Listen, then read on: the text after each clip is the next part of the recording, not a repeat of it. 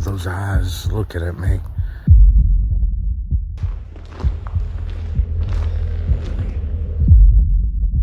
You can't see them, but they're through that fake thicket right there.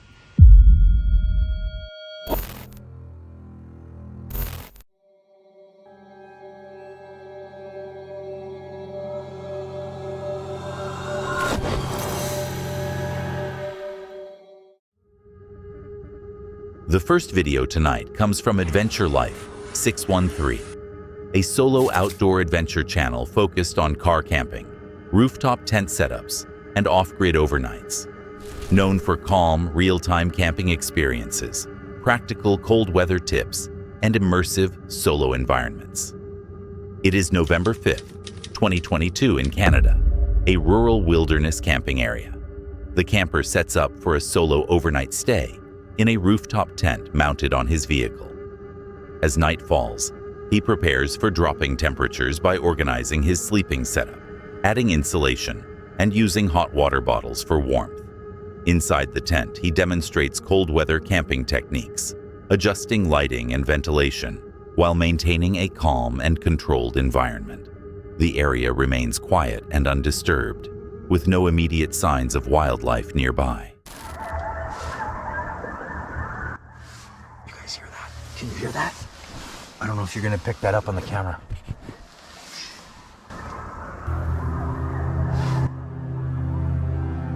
Can you hear that? That's the coyotes. Can you hear that? I've mentioned that before. The howls grow louder and more frequent. He listens carefully and realizes the coyotes are extremely close, moving within the field directly behind him, likely traveling together rather than spreading out. Sure you picked that up on the camera. Anyways, okay, let's get back to sleeping alone with a pack of coyotes. Well, at least we're up the ladder. All right, I'm gonna put one of them down at the foot end of the sleeping bag. That's just gonna preheat it right now. I'll let it sit there and do its thing. The second one, I'll make sure these are nice and snug. I'll put that somewhere about the middle. I can get rid of my puffy coat because I'm not really cold at the moment, and I'm just gonna get right into the sleeping bag. Oh, look at that. Now, one water bottle is down at my feet, and let me tell you, as soon as I put my feet into the sleeping bag, wow. And with these dry new alpaca socks, we'll see how those do through the night. Once I get this zipped up fully,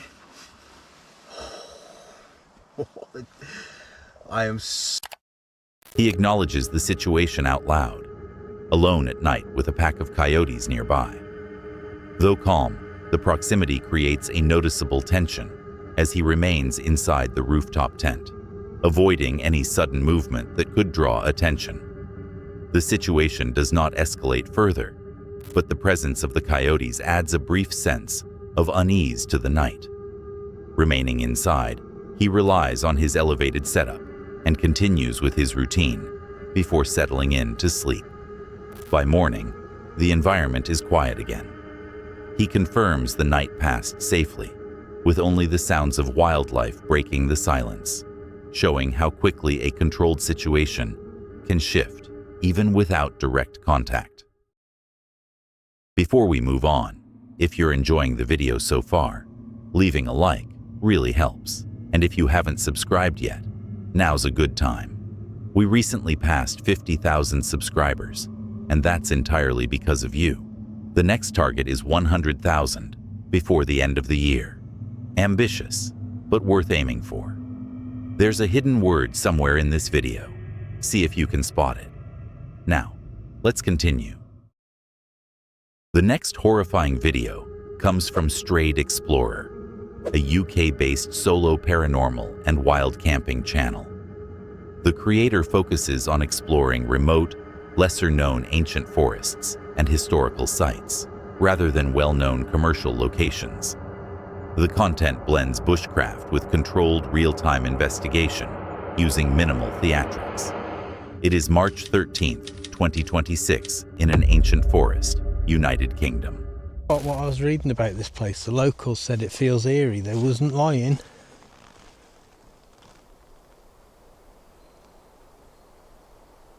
They definitely wasn't lying.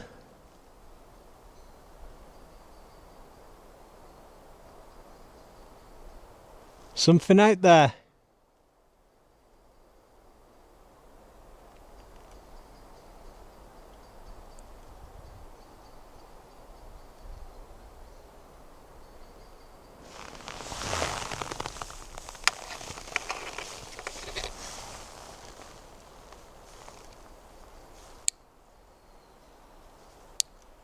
Sounded further away that time.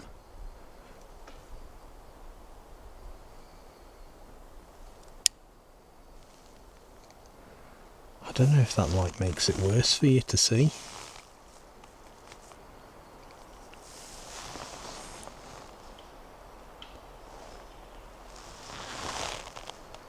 What the fuck is that? Clear, deliberate knocking echoes through the trees. When he calls out, the knocking appears to respond, shifting position from in front of him to behind him. That change in direction is important. It suggests either movement through the forest or sound reflecting unpredictably across the terrain. The activity is persistent, only stopping briefly when a passing car breaks the isolation, indicating how sensitive the environment is to outside disturbance.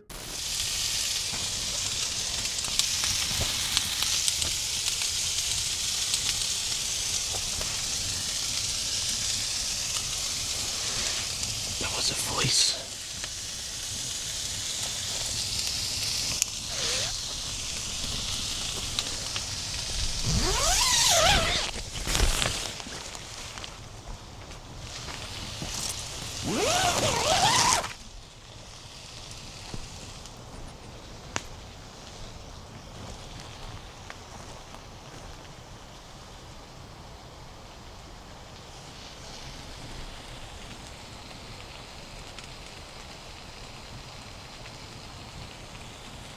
Hello?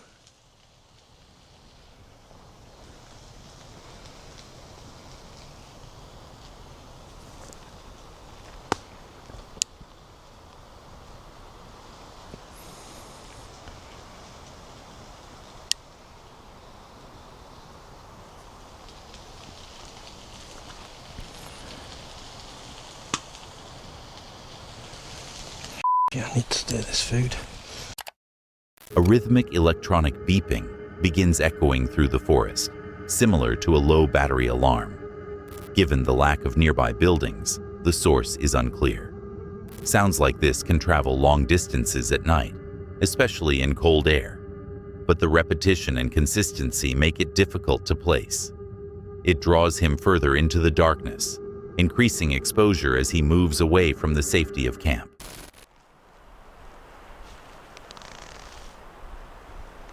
What the hell was that? Someone out there?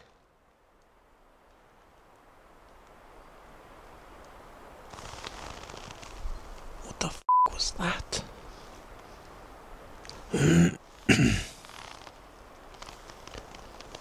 I kind of want to go that way, but I want to know what that knocking is over that way.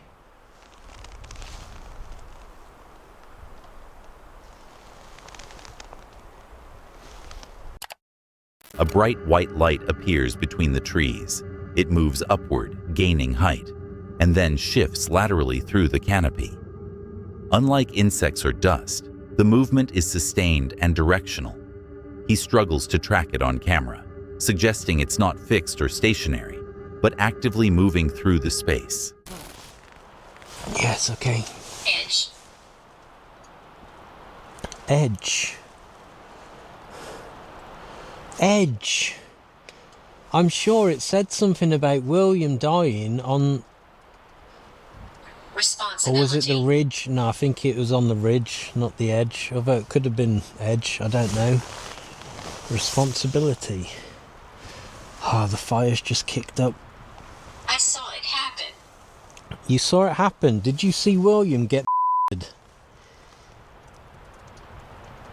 Can you try and tell me what's in this forest with me? What's all the noises I've just heard? What's the... It took a long time. What's the knocking and what's that light? I've just seen a weird light going up and down and side to side in the... Using a spirit communication device, he receives direct responses. The name Ethan is produced, followed by phrases like, "Ethan is here," and "overcoming fear." While these devices rely on programmed audio banks, the timing and phrasing create the impression of a response aligned with the situation. The interaction adds a psychological layer, shifting the focus from unexplained sounds to perceived presence. This investigation stands out for how quickly it escalates. What begins as isolated sounds develops into layered activity, knocking, voices, unexplained signals, and physical sensations that place pressure on the environment around him. Rather than one clear event, it's the accumulation that creates tension. Each moment builds on the last, reducing certainty and increasing the sense that something is moving just outside his field of view. By morning, the forest returns to normal, but the experience leaves a clear impression. In environments like this, uncertainty doesn't stay small for long. The next chilling video comes from All Around Explorers, a US-based outdoor adventure channel focused on extreme bushcraft, cold weather camping, and overnight survival challenges. It is March 5th, 2026, in a remote forested creek area, United States. The team begins building a fort using ferns, wooden supports, and a tarp beside a creek. They work quickly to establish walls and overhead cover before nightfall, knowing exposure becomes a serious risk once temperatures drop. Conditions are already damp, which complicates insulation and fire starting later on. Their setup focuses on basic protection, but in cold environments like this, small gaps in shelter can significantly impact heat retention overnight. We were just about to go over there to get some freaking stuff like that for a fire, and you heard the footage. I've heard coyotes before, but that was close. We were just about to go over there. They're in the center of where the heck we were trying to go. There's packs of them. They're surrounding us. 46 degrees outside. We're flipping freezing. Trying to start a fire. We'll get back to it in a second. Lee, what do we do if we do see one? I think if it's one, we're going to shout as loud as we can and make as much noise as possible. All right, little update. I think all that talking and stuff we did scared them off or made them move the opposite way because... Hear that? They're far away. We're freaking ecstatic right now because of that. Because we heard them this time and we were like, yes! Like, they're fine if they're that far away. It sounds like they're maybe a quarter a mile, maybe half a mile away. But before, they were like half of a quarter of a mile. They were really close. Besides that... They attempt to start a fire using limited flammable materials. Wet ground and cold air make ignition difficult, reducing the effectiveness of natural tinder. Each failed attempt costs time and energy, both critical in low temperatures. Eventually, the fire catches. From this point, it becomes essential, not just for comfort, but for maintaining core body temperature through the night. Bundled as close as we can together. The only reason I'm awake right now is because we heard the coyotes going at it again. He's right here. My headache's kind of gone, but we're shaking like really bad, bro. I mean, it's bad. We didn't want to make another fire, but we were shaking so bad that we literally had to make one in order to survive. So here's us lighting one up. We're just trying to get quick heat. It doesn't matter if it stays like this forever. We need something right now. Like, we're starting to take some of that flammable stuff and just contribute it to the fire right now because we're just trying to get heat.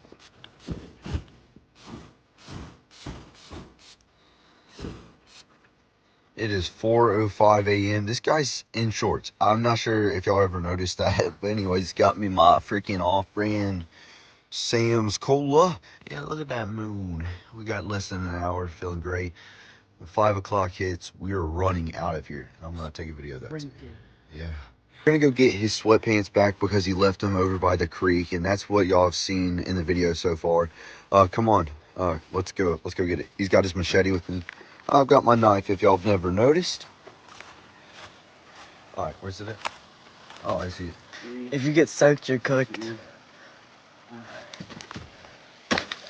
He got soaked. Oh my gosh, it's on my blood. Y'all, it is 5 o'clock. Finally, we have spent 12 hours out here. And oh my gosh, bro, we went through everything. Freaking coyotes freaking barking at us, screaming at us. Almost gave up because of that. Then we weren't sure if we were going to be able to start a fire. We hardly got any sleep. We probably got 30 minutes to an hour of sleep, if I'm being honest with you. But it was miserable. Got the fire started, stayed warm. Went to the creek, dried off his sweatpants, if y'all remember that. And then yeah, besides that, yeah, I brought a ton of battery packs, if y'all were wondering, so I could charge like some flashlights. Like I charged the one that's in my pocket right now. That's for my camera. We're gonna start As dawn approaches, the team begins packing up. They dry what they can, secure the shelter with a tarp, and prepare to leave after roughly 12 hours in the cold. The decision to leave early and reset in daylight reflects controlled judgment, prioritizing recovery after prolonged exposure. This night highlights how quickly conditions can turn against you in remote environments. Cold, damp terrain, limited resources, and nearby wildlife combine to create sustained pressure rather than a single moment of danger. What stands out isn't just the encounter with coyotes, but the ongoing challenge of maintaining warmth and stability through the night. Despite this, the team manages the situation effectively. They maintain fire, control their response to wildlife, and leave safely, showing that survival in these conditions relies less on comfort and more on consistent decision-making under pressure. The next shocking video of the night comes from Creepy Travels, a US-based paranormal exploration channel specializing in abandoned, haunted, and off-the-beaten-path locations. It is March 2nd, 2026, in a hidden forested graveyard near a lake, United States, partially cleared of overgrowth, with graves dating from the early 1800s to the 2000s. The investigator enters the graveyard at night, flashlight in hand. The area has recently been cleared, exposing old gravestones surrounded by dense woodland. Open ground, mixed with thick tree lines, creates uneven visibility, areas that feel exposed, while others remain completely obscured. He notes the atmosphere immediately, aware of previous experiences in the same location. We're at the graveyard when I saw that shadow bastard that went from the ground and stood straight up 10 feet tall.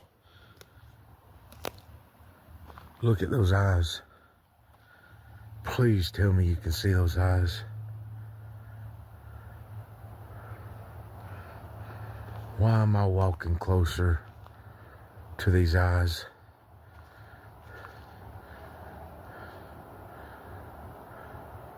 Only two are looking at me. Wow.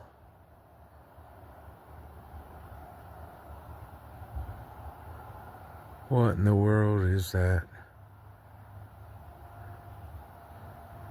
Yeah.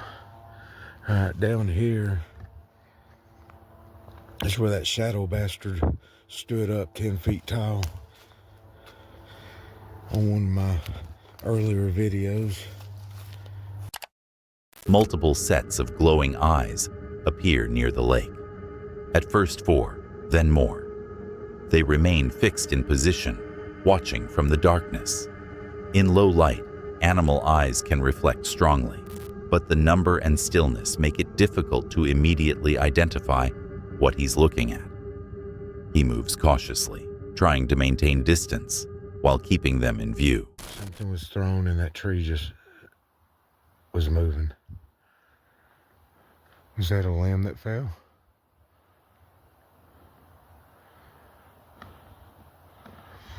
See, I call it shadow bastard. Somebody calls them peeky-boos or something like that. Hide behinds. Hide behinds. It was hiding behind that tree right there. And it come out beside that tree, and it was on the ground. It jumped straight up about 10 foot, and I had it on video. It had the same type of eyes as those things over there. The water's right down here.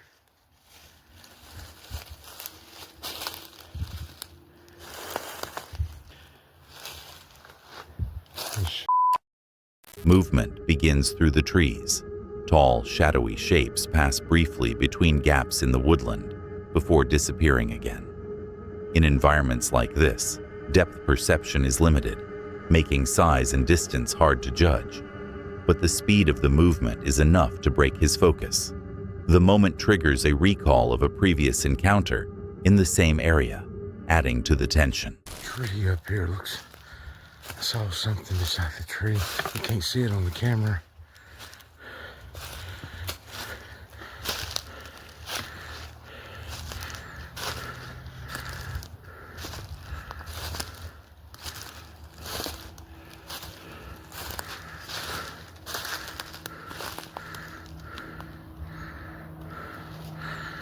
This light sucks. I can see it real good. It's to the tree to the right of those green lights.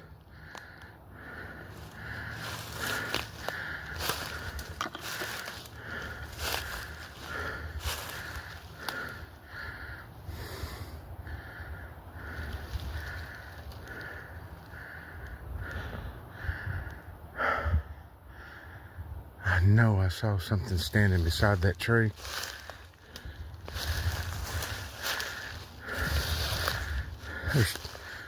I don't know which tree it is. Something just ducked back behind that tree.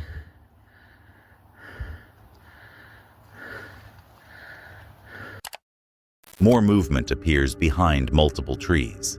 Brief shapes, partial forms, visible for a second, then gone. The inconsistency makes it difficult to track. Each time he focuses on one point, the movement seems to occur somewhere else, creating the impression of activity spread across the area rather than coming from a single source. His reactions become more urgent as he tries to capture something clearly on camera. It's happening. I always see stuff down there at that end.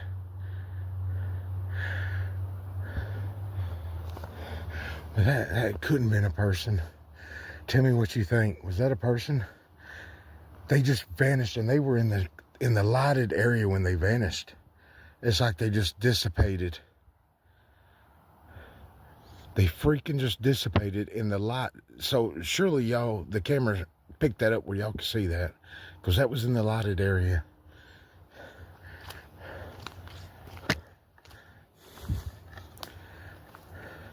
I know y'all got tired. Strange whistling sounds echo through the graveyard. At the same time, movement is seen low to the ground before rising into view. The combination of sound and motion makes it difficult to isolate a single cause, especially in an environment where echoes and terrain can distort direction. The layered stimuli, sound, movement, visibility, begin to overlap, increasing the sense of confusion and pressure. This investigation stands out for the intensity and frequency of events within a short period. Glowing eyes, movement through the trees, and unexplained visual moments all occur in quick succession, leaving little time to reset or process what's happening.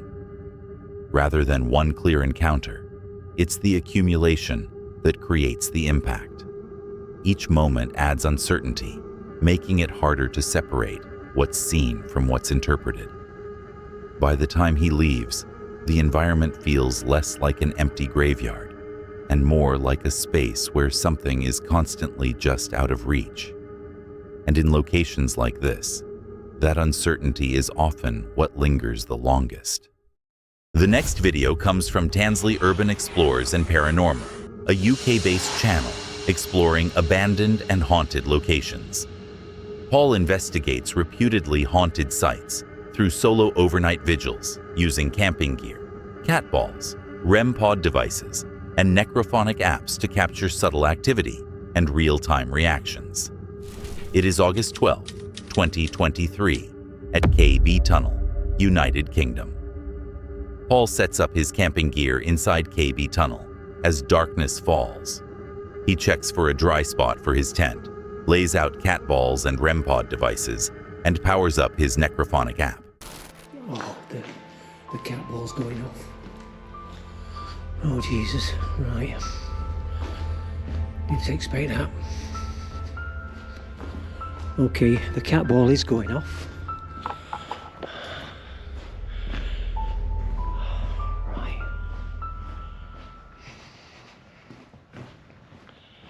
Okay, I just need to watch where I'm walking. I have a little bit of stuff set up here, REM pods, 2 REM pods, and 3 cat balls. So I've not brought too much. As I say, I just want to do a short vigil and get my head down for night. Okay, let's have a try and put that there. Okay. Oh, it's going off again, look.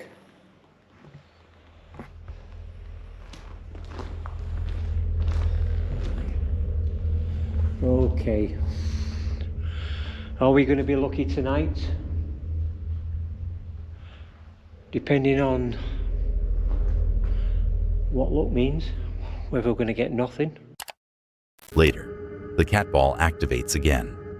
Paul calls out to a spirit named Vicky, noting subtle temperature changes and distant sounds. In a tunnel, airflow can shift temperature quickly, but the repetition of the trigger begins to draw his attention back to the same area.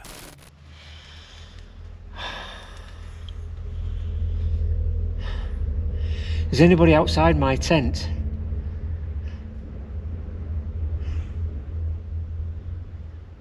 Hear some banging.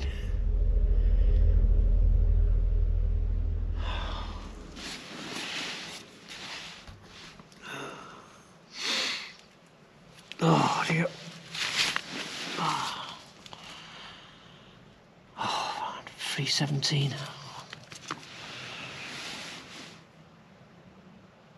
Oh, let me have a quick look, see if it's on. So let me put my boots on, guys.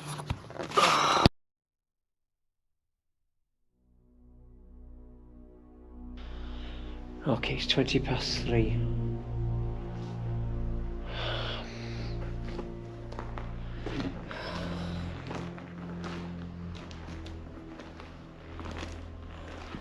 Oop.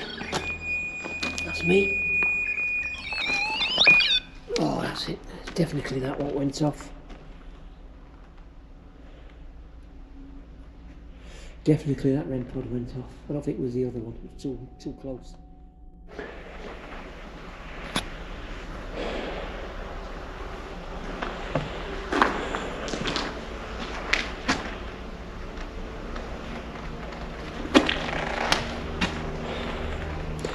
Absolutely pitch black.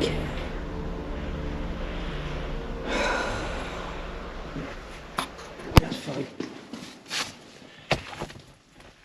Oh, take my bolts off. Oh, take my bolts off and then take some ages to get on. Oh, right.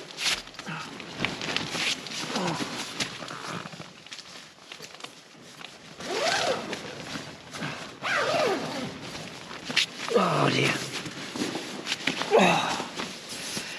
Oh, I've got to admit, it's nice and warm in this sleeping bag. Got my top on still, just in case I have to do an emergency get out. Right, let's have a look. Okay, it's all past 3. I'm going to try and get some more kit.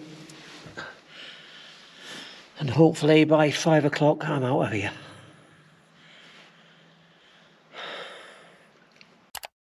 In the early hours, a REM pod near his tent activates. He checks the surroundings and confirms he's alone. Devices like this can react to environmental interference, but the timing, late into the night, after earlier triggers, adds to the tension. The night remains relatively controlled, but not completely uneventful. Rather than clear visual encounters, the activity comes through small, repeated triggers, catballs and REM pod responses that are difficult to fully explain in the moment. In a confined space like KB Tunnel, where sound, airflow, and darkness all behave unpredictably, even minor events carry more weight. By morning, Paul leaves without incident. But the experience highlights how, in environments like this, it's often the subtle activity, rather than anything obvious, that leaves the strongest impression. Before we get into the next clip, around 70% of people watching aren't subscribed. We're working toward 100,000 subscribers by the end of the year. And if you're enjoying the video, hitting subscribe really does help. All right, let's get back to it. The last video of the night comes from Wandering Simon, a UK-based solo adventure and wild camping channel focused on remote Bothy exploration, bushcraft, and immersive solo trekking. Known for real-time reactions, scenic landscapes, and honest storytelling without exaggeration. It is February 2nd, 2026 in Ben Alder, Bothy, Scotland, UK. Simon embarks on a trek to Ben Alder, Bothy, one of the most remote Bothys in Scotland, around 9 miles from the nearest road. The journey takes him across boggy terrain, past lochs, and beneath snow-covered mountains. The distance and terrain mean once he arrives, leaving quickly isn't an easy option. Inside the Bothy, he gathers firewood, builds a fire, and settles in, cooking a meal and exploring the space. The setting feels calm, but the isolation is complete, with no immediate access to help or nearby presence. And I realize someone's coming in, and a guy nonchalantly opens my door and says, "Hey, you sleeping?" And I'm like, "No, I'm just identifying as a sardine." That's what I would have liked to have said. Unfortunately, I only managed to say, "Yep," and that was the end of our conversation. So it took me quite a while to fall back asleep, because they were sweeping, they were setting up, opening doors, closing doors, and finally I fell asleep. And at past 3 in the morning, I hear the door opening again, and I just hear as if someone emptied a bucket of water onto the floor in the hallway between the rooms. And I wondered what just happened. And I just heard a guy curse, and I realized he was sick on the floor. And then Later that night, while trying to sleep, he hears the Bothy door open. A stranger enters and casually greets him. The reaction is immediate. Not panic, but alertness. In remote locations like this, unexpected human presence can be more unpredictable than wildlife, especially when there's no way to anticipate who might arrive. as if someone emptied a bucket of water onto the floor in the hallway between the rooms. And I wondered what just happened. And I just heard a guy curse, and I realized he was sick on the floor. And then I confirmed it in the morning, he was sick on the floor. It was a couple, so they spent the next 20 minutes cleaning up the mess, and opening, closing the door, because he had to go outside, I think, to do a little more of what he just done inside the Bothy. So that was a little unpleasant. So in the morning when I woke up, I just packed up and just headed out, because I didn't want to be there. I didn't really want to speak to anyone necessarily.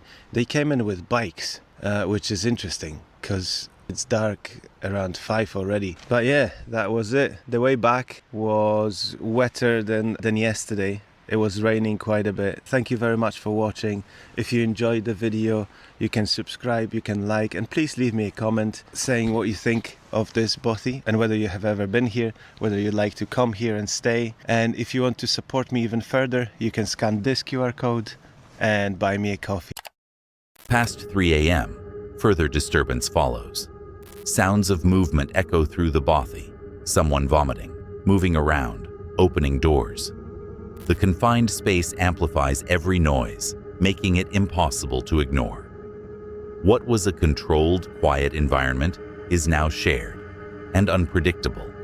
Simon chooses to leave early the next morning, trekking back through difficult terrain. Despite the disruption, The location itself remains unchanged, remote, scenic, and isolated. But the experience highlights something often overlooked with Bothy stays. You're never guaranteed to be alone. In places this remote, where access is limited and conditions are harsh, any unexpected encounter, especially with another person, can shift the situation quickly. And unlike wildlife or the environment, human behavior is far less predictable. Thanks for watching. If those 6 encounters rattled you, be sure to give the video a like and subscribe for more creepy content every week. The next mystery might be even darker than this one.